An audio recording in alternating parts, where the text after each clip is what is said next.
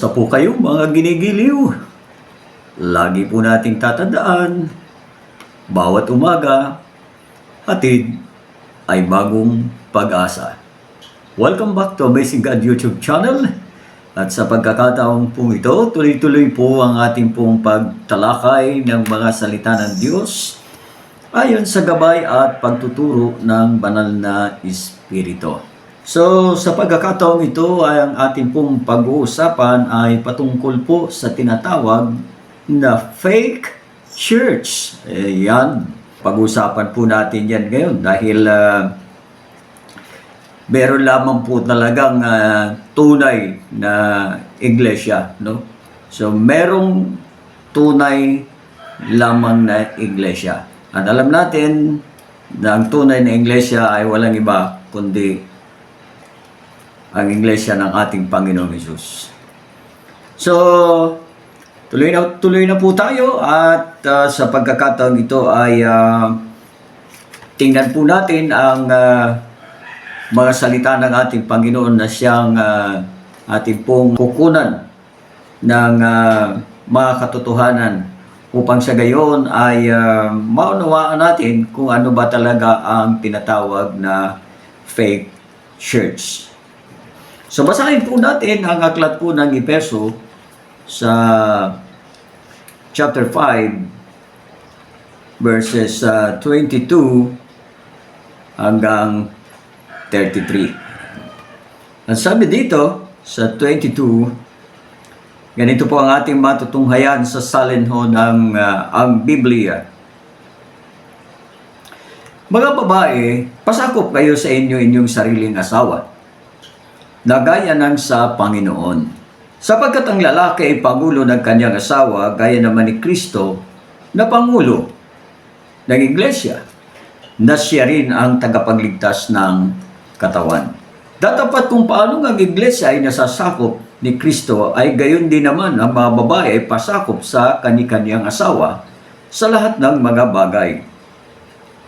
Mga lalaki, ibigin ninyo ang inyong asawa gaya naman ni Kristo na umibig sa iglesia at ibinigay ang kanyang sarili dahil sa kanya, upang kanyang pakabanalin ito na nilinis sa pamamagitan ng paghuhugas ng tubig na may salita, upang ang iglesia ay may harap sa kanyang sarili na maluwalhati na walang dugis o kulubot o anumang gayong bagay, kundi ito'y nararapat maging banal at walang kapintasan. Kaya hindi naman ang nararapat ibigin ng mga lalaki ang kani-kaniyang sariling asawa na gaya ng kanilang sariling mga katawan. Ang umiibig sa kanyang sariling asawa ay umiibig sa kanyang sarili. Sapagkat walang sino man na napuot kailanman sa kanyang sariling katawan, kundi kinakandili at minamahal gaya naman ni Kristo sa iglesia. Sapagkat tayo ay mga sangkap ng kanyang katawan, dahil dito iiwan ng lalaki ang kanyang ama at ina at makikisama sa kanyang asawa, at ang dalawa ay magiging isang laman. Ang hiwagang ito ay dakila, datapat sinasalita ko ang tungkol kay Kristo at tungkol sa iglesia. Gayunman ay umibig naman ang bawat isa sa inyo sa kanya-kanyang sariling asawa gaya ng sa kanyang sarili, at ang babae ay gumalang sa kanyang asawa. Papalain po ng poong may kapal ang kanya pong mga salita sa atin pong mga pakinig. Ang layunin po kung bakit kailangan po natin itong pag-aralan ay upang sa gayon ay mabigyan po natin ng kaalaman ayon sa ating Panginoong Jesucristo. Ano po? Ang marami pong mga katauhan sa buong sanglibutan patungkol sa tinatawag na fake church. Ayan. So, meron po tayo ilang katotohanan o 4 na katotohanan na dapat po nating maunawaan patungkol po dito sa ating pag-uusapan fake church. Okay? Unang-una, hindi na po natin ito patatagalin, no? Dapat nating maunawaan ang fake church. Sure, siyempre, no? Hindi si Kristo ang nagtayo nito. Hindi si Kristo ang nagtayo ng fake church. Ibig sabihin, ang fake church ay itinayo ng tao. Okay? Hindi si Kristo ang nagtayo ng fake church. Ang nagtayo ay tao. Sapagkat ayon po sa banal na kasulatan, sa Matthew chapter 16 verse 18, ganito po ang ating pong mababasa. Matthew chapter 16 verse 18. At sinasabi ko naman sa iyo na ikaw ay Pedro, at sa ibabaw ng batong ito ay tatayo ko ang aking iglesia, at ang mga pintuan ng Hades ay hindi magsisipanaig laban sa kanya. Take note, ang faith church, tao ang nagtayo. Kaya sabi ni Jesus Christ, ang itinayo niyang iglesia, ang totoo. Kaya kung may mga magsasabi sa atin na ang kanilang iglesia, ang totoo, ang kanilang iglesia, ang tama, wala ho tayo ibang papaniwalaan. Kapag yan ho ay hindi itinayo ni Kristo, hindi ho yan tunay na iglesia. Fake po yan. Wala hong ibang iglesia na itinayo ang ating Panginoong Jesucristo. Yun po lamang ang tunay na iglesia. Pero kapag hindi si Kristo ang nagtayo, fake po yan. Kaya kung sasabihin na nagtayo ng iglesia sa Pilipinas o kaya sa United States o kani-kanino pa mang bansa ay tao, hindi si Kristo. At yan ay fake na iglesia. Okay? So number 2, tandaan po natin so, ang fake na iglesia ay reliyon, samahan, grupo, o kaya ay building. Mga fake po yan. Kasi si Kristo hindi po nagtayo kailanman ng mga yan. Okay? So, number 2, hindi ito tumanggap ng katubusan. Yun yung fake na church. Hindi po yun tumanggap ng katubusan mula sa dugo ng ating Panginoon. Kaya kung meron pong mga nagpapanggap na sila po ay tunay na iglesia ni Kristo, malalaman po natin kasi doon pa lamang sa una, si Kristo po ang nagtayo. Kapag fake na church, tao ang nagtayo. So, kaya itong number 2, ang fake na church ay hindi ito tumanggap ng katubusan. Dahil hindi po building, hindi reliyon, hindi samahan, hindi grupo ang tinubos ng ating Panginoong Jesucristo ng kanyang banal na dugo, kundi po ang tunay na iglesia. Sige, tanungin natin ang ating Panginoong Jesucristo. Siya po ang ating pasagutin at matatagpuan po natin yan sa Gawa 20:28. So, ganito po ang ating mababasa. Sabi dito, ay ingatan ninyo ang inyong sarili at ang buong kawan na sa kanila'y ginawa kayo ng Espiritu Santo na mga obispo, upang pakanin ninyo ang iglesia ng Panginoon na binili niya ng kanyang sariling dugo. Ayan. So, ang binili lamang ng dugo ng Panginoon Jesucristo ay ang kanyang iglesia na kanyang itinayo. So, ito po ang tunay. So, ito ang tunay na iglesia. Ang binili ng dugo ng ating Panginoon. Kaya kapag hindi binili ng dugo ng ating Panginoong Hesus, ay fake po yan. Katulad po ng building, ng relihiyon, ng samahan, ng grupo, hindi po yan. Hindi po yan mga tunay na iglesia, mga fake po yan. Okay? Ayan. So number 3, ang fake na iglesia o ang fake na church ay hindi ito larawan ng kabiyak ni Kristo. Hindi ito larawan ng kabiyak ni Kristo. Dahil ang tunay na iglesia, yung tunay, yan ho ay larawan ng kabiyak ni Kristo. So, yun po yung binasa natin kanina sa Ephesians chapter 5, verse 22 to 33. At atin na lamang pong babasahin yung verse 31 to 32 ng Efeso. Tingnan po natin. Sabi dito sa 31 to 32, dahil dito iiwan ng lalaki ang kanyang ama at ina at ang makikisama sa kanyang asawa at ang dalawa ay magiging isang laman. Ang hiwagang ito ay dakila, datapat sinasalita ko ang tungkol kay Kristo at tungkol sa iglesia. So, kita po natin dito na pinaghambing ng salita ng ating Panginoon ang larawan ng isang mag-asawa sa larawan ni Kristo at saka ng iglesia. Kaya hindi po, sabi dito, hindi ito larawan ng kabiyak ni Kristo. Yung fake na iglesia, hindi po siya kumakatawan sa larawan o sa pagiging kabiyak o asawa ng ating Panginoong Kristo. So, kabaligtaran, ang tunay na iglesia, lumalarawan yan sa kabiyak o asawa ng ating Panginoong Kristo. Pero kapag fake, hindi ganon. Ano ang fake? Reliyon, samahan, grupo. Ayan. So, building. Ayan. So, hindi yan mga larawan ng kabiyak ng ating Panginoon. Nakita ka na kabiyak ng ating Panginoon, gusali, reliyon, samahan, o grupo. Hindi yun. Malinaw ito.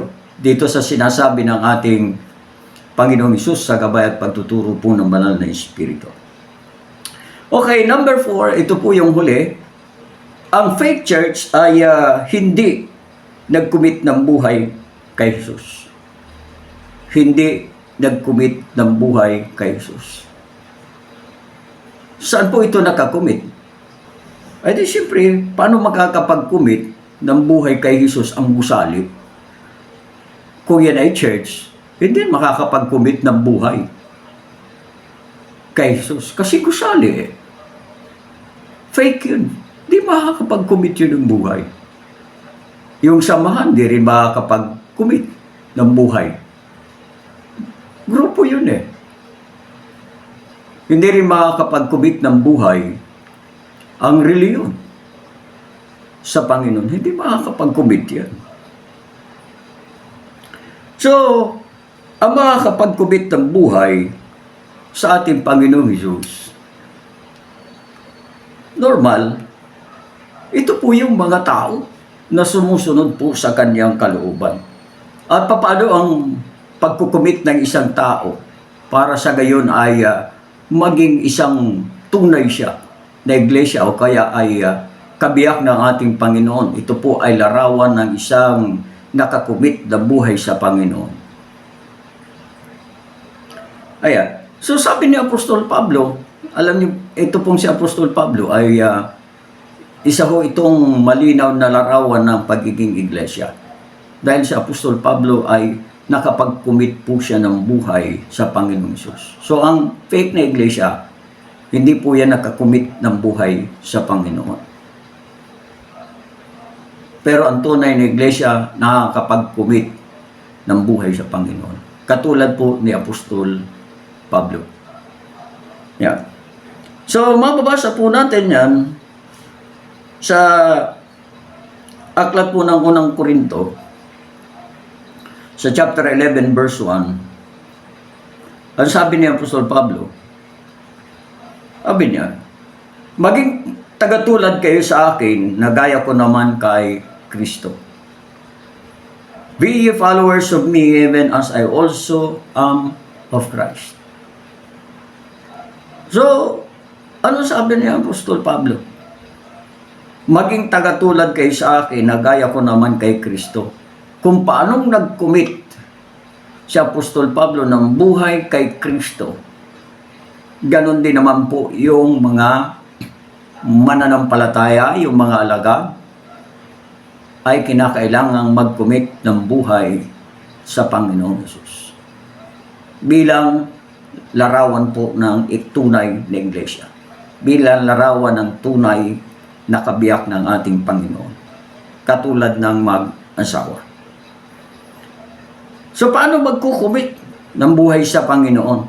Kasi yung hindi tunay na iglesia,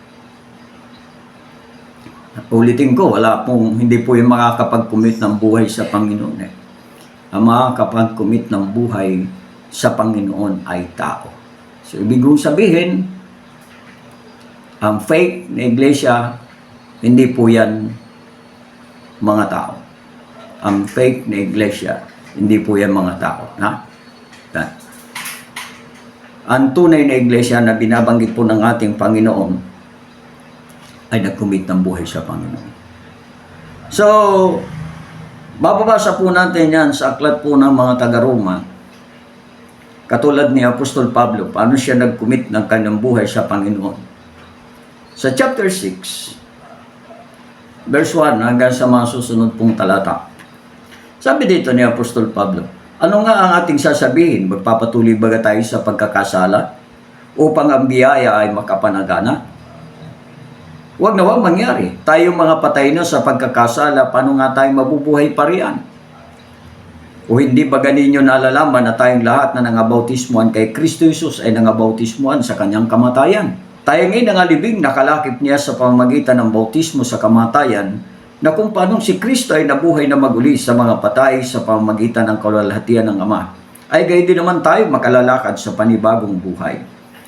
Sapagkat kung tayo nga na naging kalakip niya dahil sa kawangisan ng kanyang kamatayan, ay magkakagayon din naman tayo dahil sa kawangisan ng kanyang pagkabuhay na maguli.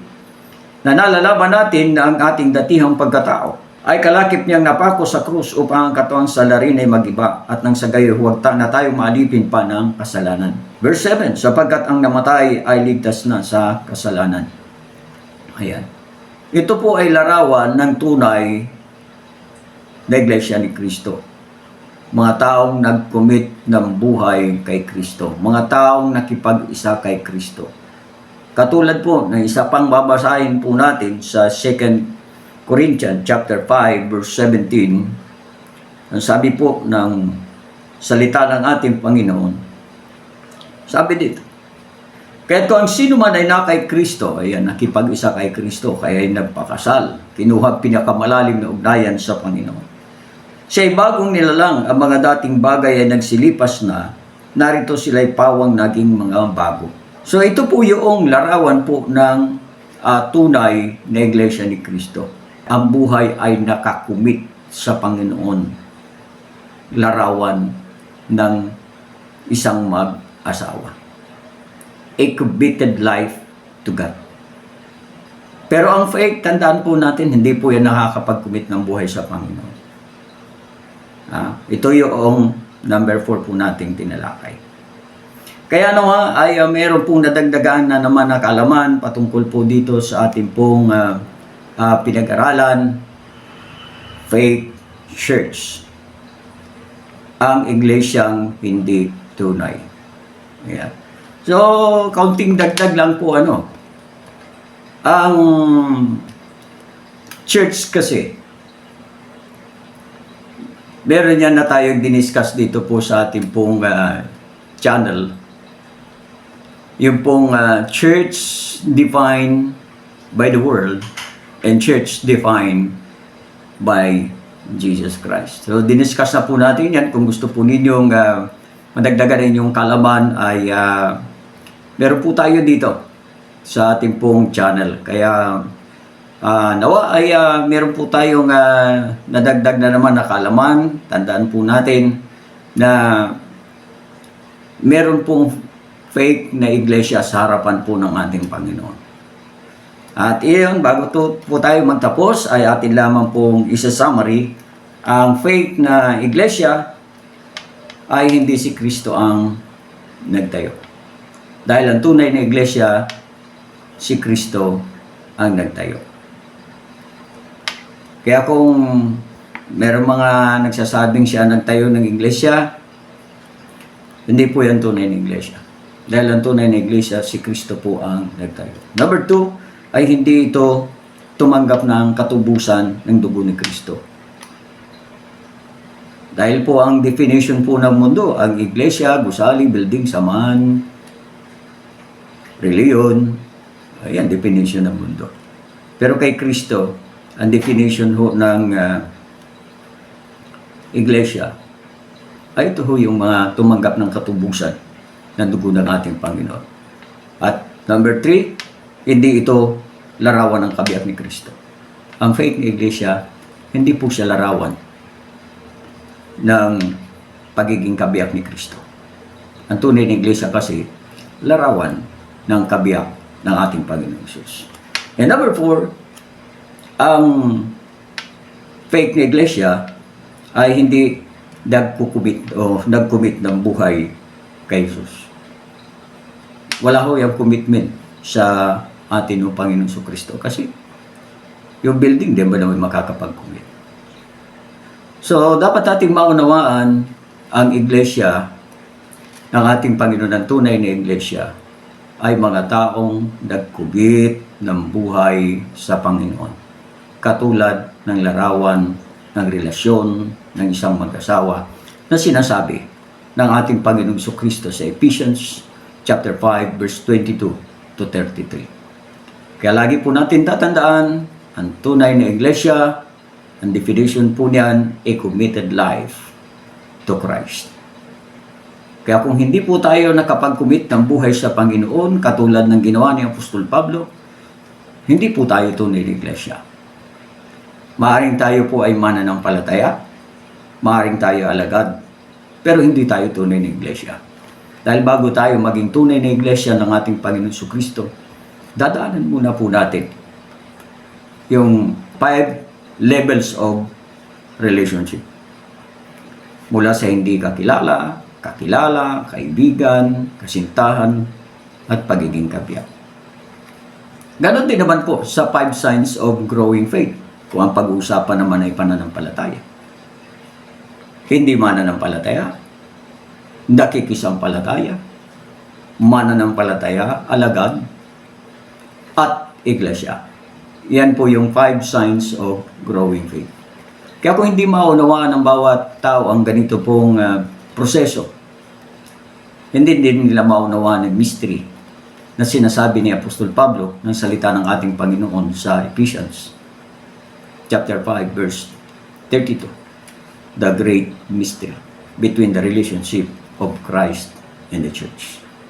Kaya nawa may nadagdag pong mga katotohanan at nawa ay patuloy tayong turuan ng banal na Espiritu sa patuloy po nating pagninilay ng kanyang mga salita. Maraming pong salamat at patuloy tayo pong gabayan at turuan ng mga salita ng ating Panginoon.